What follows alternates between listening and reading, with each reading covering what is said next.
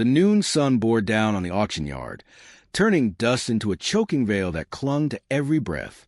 Boots scuffed against the dry earth, their owners' voices rough with the ease of men who'd bartered souls before breakfast. Among them stood a widow, too thin for comfort, too proud for pity. Her hands trembled, betraying the weight she carried, but her chin held high, a sharp defiance carved into her hollow cheeks. The dress she wore had once been a soft blue, now faded to the color of forget-me-nots left too long in the sun. Behind her, 3 boys and 2 smaller twins huddled, their faces shadowed, their eyes watching with the stillness of children who've learned early not to be seen. Murmurs floated through the air like barbs. Too skinny, she'll snap before the frost. She's a walking hunger. The words cut, yet she stood as if her spine was borrowed from iron rails, refusing to bend for a crowd that measured worth in pounds of flesh. She had been many things, a daughter, a wife, a mother, but today she was a number waiting to be called, a name left unspoken. Her life had not always been weighed like cattle. Once there had been promises, a marriage that came with the illusion of shelter, a home with a roof that kept out the rain, but not the cold within. Her husband was a man who had built fences taller than himself, not to keep danger out, but to keep his family in. He passed last winter, but the debts he left behind were heavier than his casket. She had sold everything that could be sold, pots, linens, her wedding brooch. Yet the ledger stayed red. And so here she stood, not hollow, but a survivor who'd been fasting on pride and motherly grit.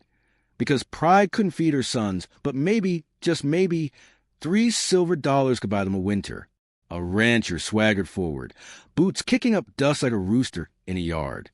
Burly, loud, the kind of man whose voice didn't need words to bruise. He circled her, eyes narrowing, lips curling. She's a famine with legs, he scoffed, spitting near her feet. I'm buying a woman, not a scarecrow. The laughter from the crowd was sharp, a chorus of men who found comfort in another's smallness. Her sons flinched, their shoulders drawing in as if to become invisible. She didn't. Her face, though sunken, remained still, carved from the same stubborn stone that had carried her this far. Leaning against a worn post at the yard's edge stood a man who hadn't spoken a word since sunrise. Elias Boone, his hat-brimmed, shaded eyes that didn't follow the crowd's jeers. Only the woman who refused to bow. When the rancher's footsteps faded, Elias pushed off the post, his movements unhurried, as if time had slowed to meet his pace. He walked through the crowd that parted, not out of respect, but out of confusion. He didn't inspect her, didn't lift her chin or poke at her ribs. He simply said, in a voice that was more earth than air, "I'll take her." No haggling, no theatrics. He handed over $3 silver, the sound of coin against palm louder than the whispers now frozen in the air. It wasn't a rescue. It was a refusal. A man's quiet way of saying dignity doesn't come discounted. There was no celebration when the transaction was done. No cheers or handshakes. Just a long walk to a tired horse-drawn wagon that looked as if it sighed with relief when the day ended. The boys didn't move until she lifted her hand, a signal they knew like breath. They followed, single file, dust clinging to their bare feet. Elias climbed onto the wagon bench, reins in hand, eyes on the road that stretched ahead like a hymn hummed under breath. He didn't speak, and neither did she. Words felt unnecessary, heavy things that would only fall between them. The silence wasn't empty. It was respectful, like a quiet room where something sacred had just occurred. That night, beneath a quilt of stars, they camped by a dying mesquite tree. The boys sat cross-legged around a small fire, eating in silence. The meal was modest, cornbread and beans, but it filled the cracks hunger had left. She noticed Elias hadn't touched his portion, his gaze resting somewhere beyond the flames. Reaching into the tin plate, she tore the last piece of cornbread, holding it out to him. "You should eat." He shook his head, a faint smile ghosting his lips. "You'll need strength more than I will." It wasn't said with flair or pity, just a simple offering, quiet as rain in a dry throat. The kind of kindness that doesn't announce itself, but lingers in the soul long after the fire's gone cold.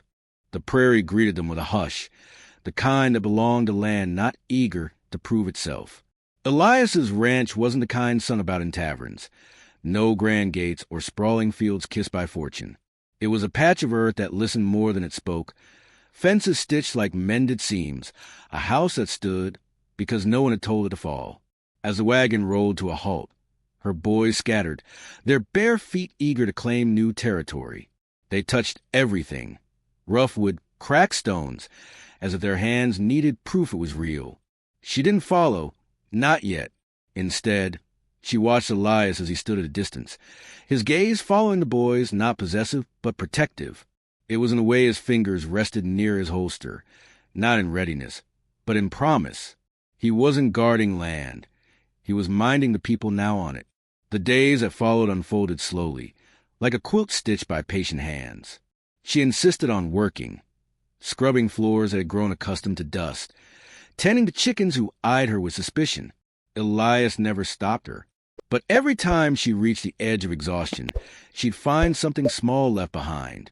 A pair of work gloves on the porch rail, still warm from his pocket. A wooden stool beneath the clothesline where none had been the day before. He never mentioned them. They simply appeared, as if kindness was something that didn't need a witness. She scrubbed the kitchen with a rag that barely held together, only to find a newer one folded neatly on the counter the next morning. Elias didn't dictate tasks, didn't correct. But when her knees buckled by the barn, she found him already there, hammering a plank as if by coincidence. His silence wasn't absence, it was space given freely, with no debt expected. One afternoon, as the sun cast long, lazy shadows, a knock rattled the porch. Standing there was Martha Quinn, a widow whose smile was as sharp as her tongue, and Jed Collar, the town storekeeper who counted rumors like inventory.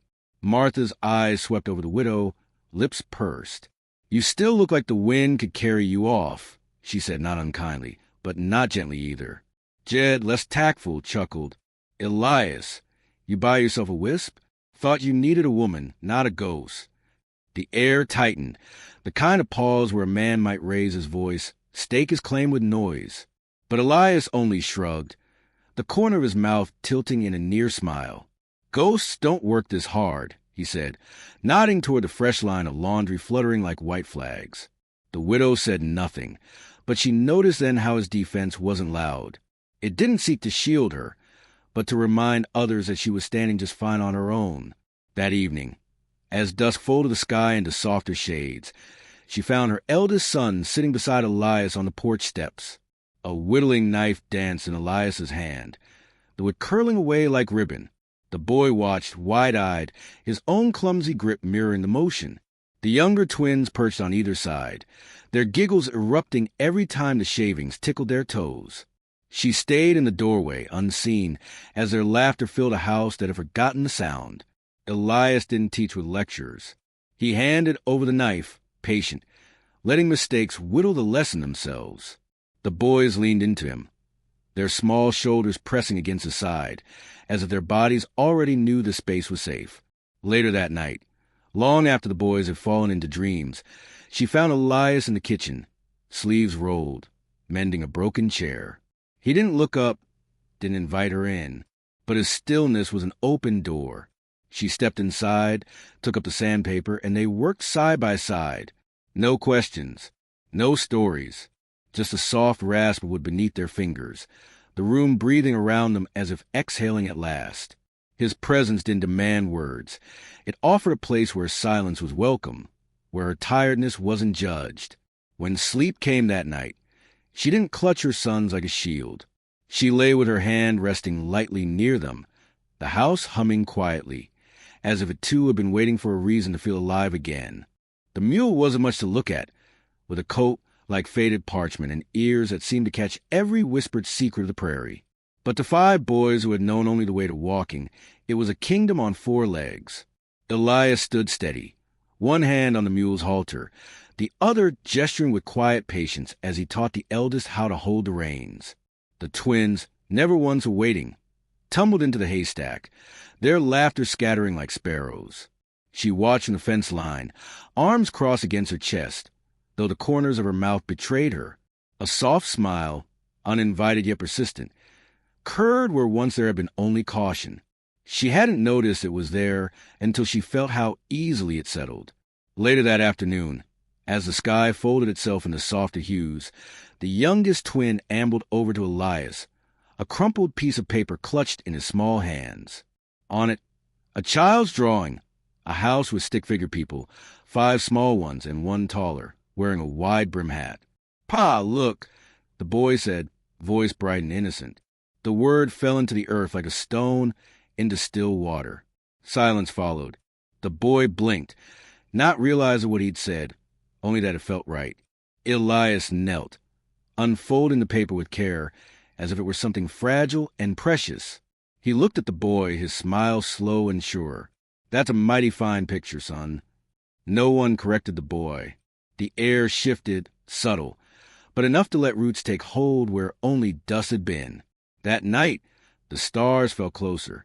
The air still held the day's warmth as she found Elias sitting on the porch, a quiet sentinel watching over a home that was beginning to hum with life. She sat beside him, the space no longer foreign.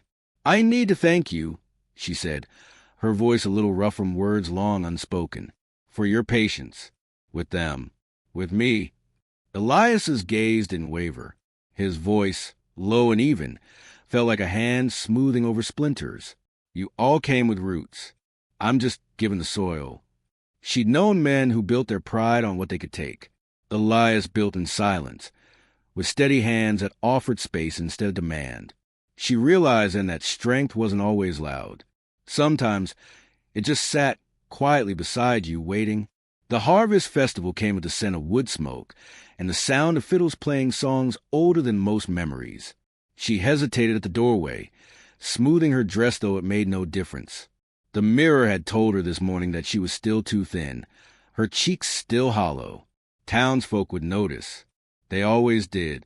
But then Elias appeared, extending his hand, not as a demand but an offering, an invitation. She took it. The town square was alive, lanterns swinging from posts, children darting between skirts and boots. Whispers followed them, as they always did. "That's the auction widow." Elias brought her, bold, but her boys walked beside him, their shoulders squared, as if their feet had found solid ground for the first time. They weren't clinging. They were claiming. As the evening deepened, a circle cleared near the bonfire. Music softened, and Elias, without ceremony, offered his hand once more. She didn't know how they started moving, only that suddenly she was there in his arms, their steps slow, measured, as if the world had no need for haste.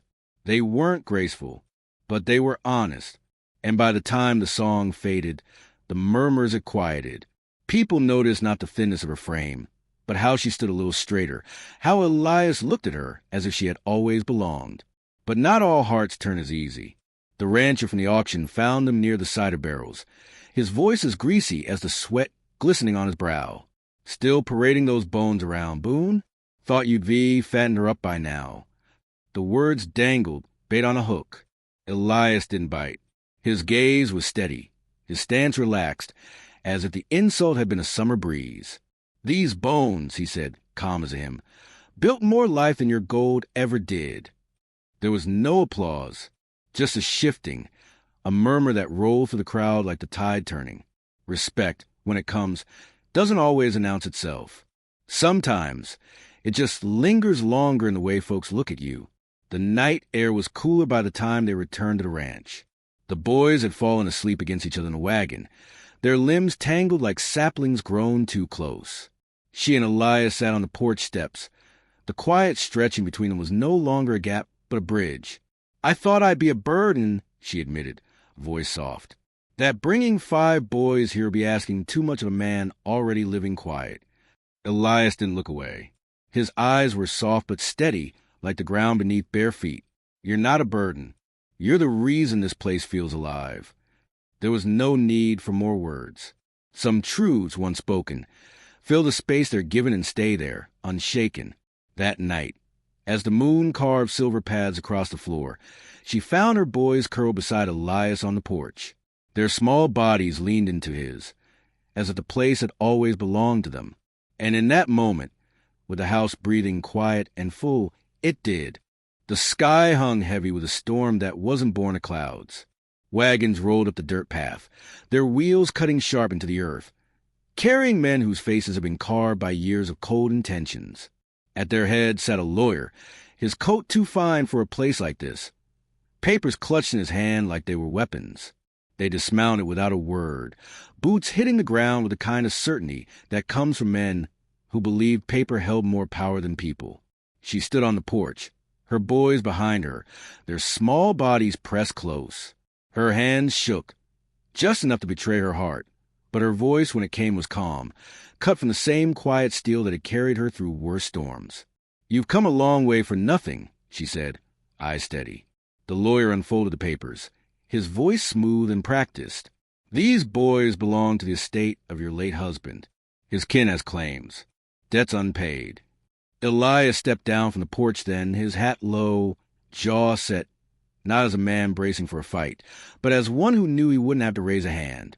His presence was a wall, firm and silent. He said nothing yet, but he stood between them, and that was louder than any shout. Dust stirred behind the wagons, and soon Martha Quinn appeared, her stride swift despite age. Jed Collar wasn't far behind, followed by a handful of townsfolk. Folks who had once whispered now carried their words like shields. Martha's voice cut through the tense air. "That man raised those boys better in weeks than their kin ever did in years." Jed's arms crossed, chin lifting. Paper's worth nothing when the ink's bought with pride and greed. The crowd gathered, not in anger, but in resolve, their presence a quiet force that couldn't be signed away. They weren't a mob. They were witnesses. The kind of witnesses who wouldn't let this land forget what family meant. Elias didn't move when the lawyer's eyes flickered, looking for a crack in the wall that wasn't there. His voice, when it finally came, was slow, even, as if every word was being planted like a seed. "You want to tear a family apart. You'll need to explain it to every heart in this town. No threat, no raised fists. Just a simple truth laid bare." The men faltered, their authority suddenly too thin against the weight of what stood before them. And then she stepped forward, no longer behind Elias, no longer needing a shield. Her voice, soft but slicing, carried across the yard. "These boys were never your legacy. They're mine. Every scraped knee, every tear wiped, every night they went to bed knowing they were safe. That wasn't bought with a name or a debt ledger." She looked at Elias then, a quiet smile touching her lips. "And now there is too." The words didn't thunder. They didn't need to. They were a claim, a truth so loud it left no room for rebuttal. The lawyer folded the papers with hands that had grown unsure. There was no victory to be had here, only the silent understanding that they had misjudged what a family could become when it wasn't built on paper. The men climbed back into their wagons, their departure less a retreat and more a quiet surrender. As they rolled away, the sky broke, rain falling soft, washing the dust clean, as if the earth itself had been waiting to breathe again. Elias stood in the yard, his eyes on the boys who now clung not in fear, but in belonging. He looked at her, no words passing, just a nod that felt like a vow. They hadn't been made a family by law. They had become one by choice. That night, with the fire crackling low and the rain pattering gentle on the roof, the eldest boy leaned into Elias, his voice sleepy but sure. "Pa, just that. Simple. No ceremony." She watched from across the room, heartful, knowing that home wasn't walls or land. It was this being seen, being chosen, being safe. Sometimes the world tries to weigh folks by flesh and bone, but a heart that's seen hunger knows how to build a feast. And love never asks if you're enough. It simply lays a place for you at the table.